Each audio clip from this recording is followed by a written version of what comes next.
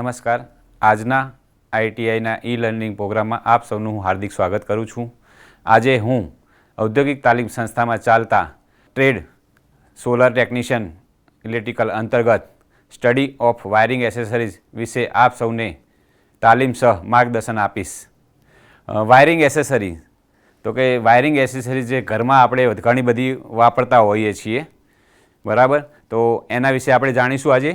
Wiring કરવા માટે આપણે કેબલ કે વાયર ઉપરાંત ઘરમાં કે ઔદ્યોગિક સંસ્થાઓમાં જે આપણે વાપરીએ છીએ, સ્વિચીસ કે એમપીસીબી જે પણ વાપરતા હોય એને આપણે એસેસરીઝ કહીએ છીએ, જે વાયરિંગ એસેસરીઝ તરીકે ઓળખાય છે.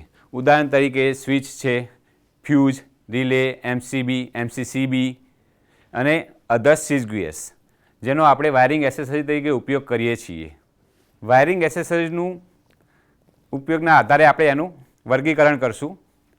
તો એક તો કે કંટ્રોલિંગ એસેસરીઝ આવશે, સેફ્ટી એસેસરીઝ આવશે, પછી holding accessories, outlet accessories, mounting accessories અને જનરલ પર્પઝની એસેસરીઝ, જેનો આપણે અલગ અલગ જગ્યાએ અલગ અલગ રીતે ઉપયોગ કરી શકીએ છીએ. કંટ્રોલિંગ એસેસરીઝ એટલે કે જેનાથી આપણે તમામ વસ્તુનો કંટ્રોલિંગ કરી શકતા હોય, ચાલુ બંધ કરી શકતા હોય, એને આપણે કંટ્રોલિંગ એસેસરીઝ કહીએ છીએ. કંટ્રોલિંગ એસેસરીઝમાં આપણે જોઈશું તો કે કરંટના વહન એટલે કે સર્કિટને ચાલુ બંધ કરવા માટે કંટ્રોલિંગ એસેસરીઝનો ઉપયોગ થાય છે, જેની અંદર આપણે અલગ અલગ ટાઈપની સ્વિચીસ, ફ્યુઝ સ્વિચીસ અને આઈસીટીપીનો ઉપયોગ કરીએ છીએ. તો પહેલાં આપણે જોઈશું કે વન વે સ્વિચ. તો વન વે સ્વિચનું કામ એ છે કે સપ્લાય ચાલુ બંધ કરવા માટે આપણે એનો ઉપયોગ કરી શકીએ છીએ. ટુ વે સ્વિચ, તો ટુ વે સ્વિચમાં એવું હોય છે તેના 3 ટર્મિનલ હોય છે, જેનું આપણે 2 જગ્યાએથી એક જ વસ્તુને ઓપરેટ કરી શકીએ છીએ. બેલ પુશ સ્વિચ, તો બેલ પુશ સ્વિચની રચના એવી રીતના હોય છે કે એની અંદર સ્પ્રિંગ હોય છે, જેને આપણે દબાઈ રાખીએ ત્યાં સુધી સપ્લાય ચાલુ રહે છે. જે રીતે આપણે એને છોડી દઈશું તો પછી એ સ્પ્રિંગ છૂટી જશે અને એ સપ્લાય બંધ થઈ જશે.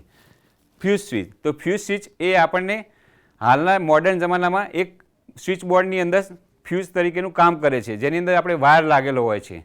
જે વાયર બ્રેક થઈ જાય તો સપ્લાય કટ થઈ જાય છે, એના માટે આપણે ફ્યુઝ સ્વિચ વાપરીએ છીએ.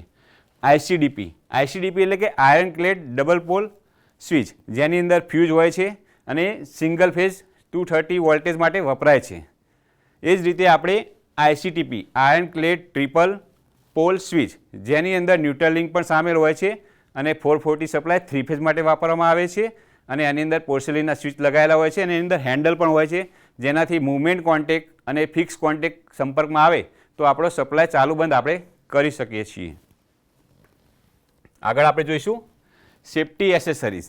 તો સેફ્ટી એસેસરીઝની અંદર આપણે સર્કિટ, સાધન કે મનુષ્યની સલામતી માટે જે પણ સાધનોનો આપણે ઉપયોગ કરીએ છીએ એ તમામ સેફ્ટી એસેસરીઝમાં જ આવશે, જેવી કે ઈએલસીબી, રિલે, ફ્યુઝ, એમસીબી, એમપીસીબી, એમસીસીબી વગેરે વગેરે વસ્તુઓનો આપણે ઉપયોગ સેફ્ટી એસેસરીઝ તરીકે કરીએ છીએ. આગળ ફ્યુઝ, તો ફ્યુઝ એટલે કે કટઆઉટ પણ કહે છે. ફ્યુઝ એટલે સખત હીટના કારણે પીગળવું. ફ્યુઝ એ સર્કિટની સૌથી નબળી કડી છે. ફ્યુઝ બેકઅપ પ્રોટેક્શન માટે જરૂરી છે. આપણે આકૃતિમાં અલગ અલગ પ્રકારના ફ્યુઝ આપણે મૂકેલા છે, જેની અંદર આપણે જોઈ શકીએ છીએ કે ગ્લાસ ફ્યુઝ છે, પછી પોર્સેલિનના ફ્યુઝ છે, કિટકેટ ટાઈપના. આપણે ફ્યુઝના અમુક પ્રકાર જોઈશું આગળ. તો કે ફ્યુઝના પ્રકાર તો કે kitkat type, cartridge fuse, HRC fuse.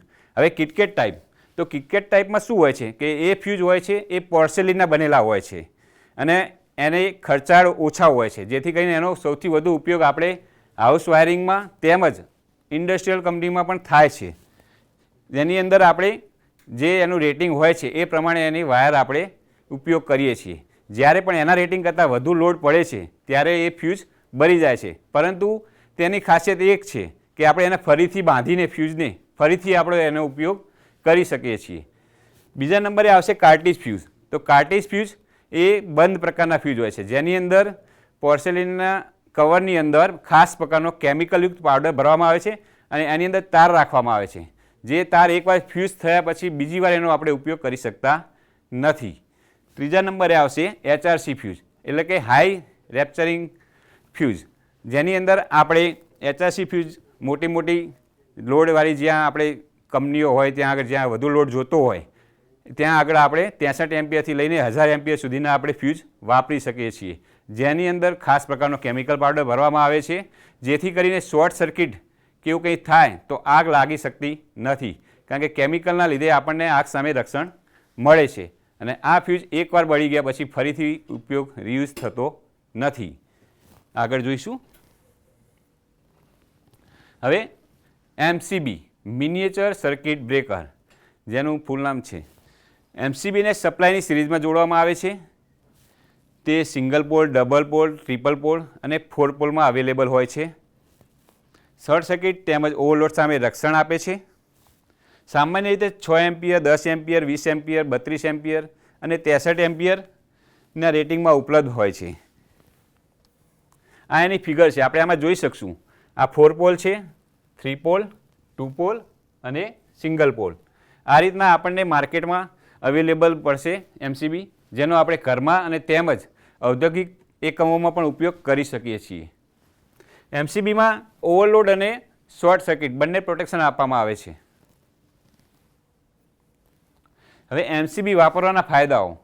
તો MCB વાપરવું શું કામ જોઈએ આપણે? તો કે ઓવરલોડ કે શોર્ટ સર્કિટ જેવી એબનોર્મલ કન્ડિશનમાં સ્વયં સંચાલિત રીતે ટ્રીપ કરે છે. MCBનો કટ ઓફ પીરિયડ ફ્યુઝ કરતાં વધુ હોય છે. MCB ટ્રીપ થાય ત્યારે નીચેની સ્થિતિમાં આવે છે, જેને ફરી ઓન કરતાં સપ્લાય ચાલુ કરી શકાય છે. MCB ટ્રીપ થાય ત્યારે નીચેની સ્થિતિમાં આવે છે, એટલે બાહ્ય અવલોકન માત્રથી કઈ સર્કિટમાં ફોલ્ટ છે તે સરળતાથી નક્કી કરી શકાય છે. હવે આપણે આગળ જોઈશું MCBના વાપરવાના ગેરફાયદાઓ. તો કે MCB એ ફ્યુઝ કરતાં વધુ ખર્ચાળ છે, કારણ કે એની સ્ટાર્ટિંગ જે કોસ્ટ છે એ વધુ છે ફ્યુઝ કરતાં. બીજું, વધારે મિકેનિકલ મૂવિંગ ભાગો ધરાવે છે, જેની અંદર આપણે જોયું કે શોર્ટ સર્કિટ અને ઓવરલોડ. તો શોર્ટ સર્કિટ જ્યારે થયા છે ત્યારે એમાં બાયમેટાલિક એની જે સ્ટ્રીપ હોય છે એ વળી જાય છે અને એ ટ્રીપ કરે છે. ઓવરલોડની અંદર જ્યારે વધુ પડતો લોડ પડે છે ત્યારે ટ્રીપ થાય છે. એ જ રીતે રેગ્યુલર ટેસ્ટિંગ જરૂરી છે MCB માટે, કારણ કે વારે ઘડીએ ટેસ્ટિંગ કરતા રહેવું પડે છે કે ખરાબ થઈ ગઈ છે, ચાલુ છે. પછી અંડર વોલ્ટેજ તેમજ ફેઝ ફેલ્યોર વખતે ઓપરેટ થતી નથી. ધારો કે સપ્લાય મારો ઘરમાં આવી રહ્યો છે પણ ક્યાંક ફેઝ કપાઈ રહ્યો છે કે વોલ્ટેજ ઓછા આવી રહ્યા છે, તો એની અંદર MCB આપણી કામ કરતી નથી, બરાબર. અને ક્યારેક ફેઝ જતો રહ્યો હોય તો પણ એ MCB આપણી કામ કરતી નથી. એ આના ગેરફાયદા છે. આગળ આપણે જોઈશું MCCB moulded case circuit breaker. હવે મોલ્ડેડ કેસ સર્કિટ બ્રેકર એટલે MCB કરતાં એક વર્ઝન આપણે ઉપરનું ગણી શકીએ, કારણ કે MCB જે છે આપણને 63 એમ્પિયર સુધી વધુમાં વધુ મળે છે. 63 એમ્પિયરથી ઉપર આપણે ક્યારે ઔદ્યોગિક એકમોમાં કામ હોય તો આપણે MCCBનો ઉપયોગ કરીએ છીએ, જે આપણને 63 એમ્પિયરથી લઈને 630 એમ્પિયર સુધી અવેલેબલ છે અને 3 ફેઝમાં અવેલેબલ છે 500 વોલ્ટ, અને એની અંદર થર્મલ અને મેગ્નેટિક રિલેને આપણે એડજસ્ટ કરી શકીએ છીએ, જેનું આપણને સેટિંગ અહીંયા આપવામાં આવે છે. તમે જોઈ શકો છો અહીંયા એનું સેટિંગ આપેલું છે, જેને તમે સેટ કરી શકો છો. બીજું કે શન્ટ રિલીઝ અને રિમોટલી ટ્રીપ કરવા માટે પણ ઉપયોગ થાય છે. અને બીજું કે અંડર વોલ્ટેજમાં પણ વર્ક કરે છે. જ્યારે પણ અંડર વોલ્ટેજ થશે ત્યારે પણ આપણને ટ્રીપિંગનું સિગ્નલ આપશે. એટલે MCB કરતાં MCCB વધુ ઉપયોગી છે. આગળ આપણે MCCBના ફાયદાઓ જોઈશું. તો કે ફ્યુઝ સ્વિચ યુનિટ કરતાં ઓછી જગ્યા રોકે છે. HRC ફ્યુઝ યુનિટ જેટલું જ પ્રોટેક્શન આપે છે. MCCBના ગેરફાયદાઓ તો કે એક શરૂઆતમાં સ્ટાર્ટિંગ કોસ્ટ એની વધુ છે, એટલે કે ખર્ચાળ છે. લીક પ્રૂફ સ્થિતિ જરૂરી છે. હવે આપણે આગળ જોઈશું ELCB અર્થ લીકેજ સર્કિટ બ્રેકર. તો કે ELCBના કનેક્શન પણ MCBની જેમ સપ્લાયની સિરીઝમાં કરવામાં આવે છે. ELCBનું રેટિંગ બે અલગ અલગ રાશિઓમાં માપવામાં આવે છે, લોડ કરંટ અને tripping current. ELCB 16 ampere, 25 ampere, 40 ampere, 63 ampere અને 100 એમ્પિયરના રેટિંગમાં અવેલેબલ હોય છે, જેની અંદર 30 મિલી એમ્પિયર, 100 મિલી એમ્પિયર, 300 મિલી એમ્પિયર અને 500 મિલી એમ્પિયર ટ્રિપિંગ રેટિંગ હોય છે. હવે ટ્રિપિંગ રેટિંગ એટલે શું ને પાવર રેટિંગ શું? તો એની જે પાવર રેટિંગ હોય છે એ એનો ટોટલ લોડ હોય છે, અને ટ્રિપિંગ જે હોય છે એ મિલી એમ્પ્સમાં હોય છે. ELCBના ફાયદા તો કે લીકેજ કરંટને કારણે થતા ઇલેક્ટ્રિક શોક સામે રક્ષણ પૂરું પાડે છે. રહેણાંક અને ઔદ્યોગિક બંને સ્થળોએ વ્યક્તિઓ માટે સલામતીનું વધારાનું સ્થળ પૂરું પાડે છે. તૂટેલા વાયર અથવા ક્ષતિગ્રસ્ત ઇન્સ્યુલેશનથી થતા નુકસાન સામે રક્ષણ આપે છે.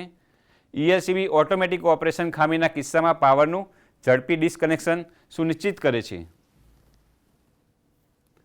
ELCBના ગેરફાયદા. તો ELCB ક્યારેય ઇલેક્ટ્રોમેગ્નેટિક હસ્તક્ષેપ અથવા અચાનક વોલ્ટેજ ફેરફારો જેવા કે બાહ્ય પરિબળોને કારણે અણધારી રીતે ટ્રીપ થઈ શકે છે.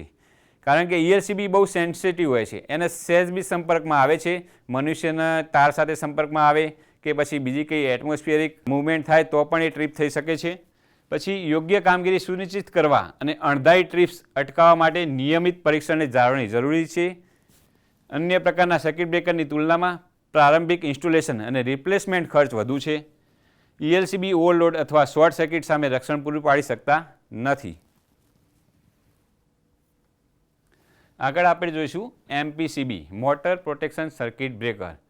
તો MPCBમાં મેન્યુઅલ ઓન ઓફ સ્વિચ આપવામાં આવે છે. MPCB એ શું છે કે એની અંદર બે સ્વિચ આપવામાં આવેલી છે, ઓન અને ઓફ. એની અંદર આપણે રેટિંગ એના સેટ કરી શકીએ છીએ એમ્પિયરના, કે આટલા રેટિંગ સુધી મારે એને વર્કિંગ કરાવવું છે. બીજું કે MPCB મોટરને short circuit, line to ground fault, line to line fault, overload અને અનબેલેન્સ વોલ્ટેજ સામે રક્ષણ આપે છે. MPCB અન્ય સર્કિટ બ્રેકરની જેમ ઓવરલોડ સામે રક્ષણ મેળવવા માટે થર્મલ પ્રોટેક્શન અને શોર્ટ સર્કિટ માટે મેગ્નેટિક પ્રોટેક્શનનો સમાવેશ થાય છે. એટલે MPCB MCB કરતાં પણ સારું કામ કરી શકે છે, કારણ કે એની અંદર તમામ પ્રકારના પ્રોટેક્શન અવેલેબલ હોય છે. આગળ આપણે જોઈશું રિલે. તો રિલે એક ઇલેક્ટ્રોમેગ્નેટિક સ્વિચ છે જેનો ઉપયોગ લો પાવર સિગ્નલનો ઉપયોગ કરીને હાઈ પાવર સર્કિટને નિયંત્રિત કરવા માટે થાય છે. રિલે ઇલેક્ટ્રોમેગ્નેટિક ઇન્ડક્શનના સિદ્ધાંત પર કાર્ય કરે છે. જ્યારે કોઇલમાંથી પ્રવાહ વહે છે ત્યારે તે એક ચુંબકીય ક્ષેત્ર ઉત્પન્ન કરે છે જે સર્કિટ ખોલવા અથવા બંધ કરવા માટે સંપર્કને ખસેડે છે. આપણે રિલેના પ્રકાર જોઈશું, જેની અંદર થર્મલ રિલે અને ઇલેક્ટ્રોમેગ્નેટિક રિલે વપરાય છે. જેની અંદર થર્મલ રિલેની આકૃતિ તમે જોઈ શકો છો અને ઇલેક્ટ્રોમિકેનિકલ રિલેની પણ આકૃતિ તમે જોઈ શકો છો. Thermal relay. તો થર્મલ રિલે ગરમીના સિદ્ધાંત પર કાર્ય કરે છે. ડ્યુઅલ સ્ટાર્ટર, ડેલ્ટા સ્ટાર્ટર વગેરે માટે ઉપયોગ થાય છે. આકૃતિમાં દર્શાવ્યા પ્રમાણે 3 ફેઝ રિલે માટે 3 કોઇલ હોય છે જેને લોડની સિરીઝમાં જોડવામાં આવે છે. આકૃતિમાં મોટાના સ્ટાર્ટર માટેની રચના દર્શાવી છે. જ્યારે મોટર ઓવરલોડ થાય છે ત્યારે કોઇલમાંથી કરંટ પસાર થવાથી એલોય સ્ટ્રીપ ગરમ થઈ વળે છે. વળતી સ્ટ્રીપ કોમન પ્લન્જરને ધક્કો મારે છે. પ્લન્જર સાથે જોડેલ મિકેનિઝમને કારણે નોર્મલી ક્લોઝ કોન્ટેક ખુલે છે, જેથી સ્ટાર્ટર NVC મળતો સપ્લાય બંધ થતાં તે ટ્રીપ થાય છે. આગળ હવે આપણે જોઈશું ઇલેક્ટ્રોમેગ્નેટિક રિલે. તો કે તેમાં એક મેગ્નેટિક કોર ઉપર કોઇલ વીંટાળીને આધાર બિંદુ સાથે ટેકવેલ આર્મેચર નીચે આકૃતિમાં દર્શાવ્યા મુજબ રાખવામાં આવે છે. તમે આકૃતિમાં જોઈ શકો છો, તે આધાર બિંદુ સાથે આર્મેચરને ટેકવેલું હોય છે. આર્મેચરના એક છેડે સ્પ્રિંગ અને બીજા છેડે કોન્ટેક્ટ રાખવામાં આવે છે. સ્પ્રિંગ ટેન્શનના કારણે સાધારણ સ્થિતિમાં આર્મેચર એક પોઝિશનમાં રહે છે. મૂવિંગ કોન્ટેક્ટ ઉપર નીચે બે ફિક્સ કોન્ટેક્ટ એવી રીતે ગોઠવવામાં આવે છે જેથી આર્મેચર ઉપર એક પોઝિશનમાં એક કોન્ટેક્ટ જોડાય છે. તમે અહીંયા જોઈ શકો છો, અહીંયા સ્પ્રિંગ સાથે જોડેલું છે આધાર બિંદુ આર્મેચર, અને જ્યારે સપ્લાય આપવામાં આવે છે ત્યારે નોર્મલી જે ક્લોઝ હોય છે એ નોર્મલી ઓપન થઈ જાય છે. આગળ આપણે જોઈશું તો કે જ્યારે બીજી પોઝિશનમાં બીજો કોન્ટેક્ટ જોડાય છે, જ્યારે બાહ્ય સર્કિટ મારફતે રિલે કોઇલને સપ્લાય મળે છે, અહીંયાથી આપણે જ્યારે સપ્લાય આપીશું ત્યારે મેગ્નેટિક ફિલ્ડના કારણે આર્મેચર ખેંચાય છે. અહીંયા મેગ્નેટિક ફિલ્ડ આપણું ઉત્પન્ન થશે, જેના કારણે આર્મેચર નીચેની તરફ ખેંચાશે, સ્પ્રિંગનું ટેન્શન થશે અને નોર્મલી જે ક્લોઝ કોન્ટેક્ટ આપણો હોય છે એને નોર્મલી ઓપન કોન્ટેક્ટ તરફ આકર્ષશે. બરાબર. આથી નોર્મલી ક્લોઝ કોન્ટેક્ટ ઓપન થાય છે, તે જ સમયે નોર્મલી એનો કોન્ટેક્ટ ક્લોઝ થાય છે. MCQ. 2A સ્વિચમાં કેટલા ટર્મિનલ હોય છે? તો 2A સ્વિચમાં આપણે 3 ટર્મિનલ હોય છે. બરાબર. બીજો MCQ આપણે જોઈશું. બીજો MCQ તો કે MCBનું પૂરું નામ શું છે? તો MCBનું પૂરું નામ મિનિએચર સર્કિટ બ્રેકર છે. થર્મલ રિલેનો ઉપયોગ મોટર્સને ખાલી જગ્યા સામે રક્ષણ આપવા માટે વપરાય છે. તો થર્મલ રિલેનો ઉપયોગ ઓવરલોડ માટે આગળ આપણે બીજો MCQ જોઈશું. 100 એમ્પિયર કરંટ રેટિંગ કરતાં વધારે કરંટ માટે કયા પ્રકારનું સર્કિટ બ્રેકર વપરાય છે?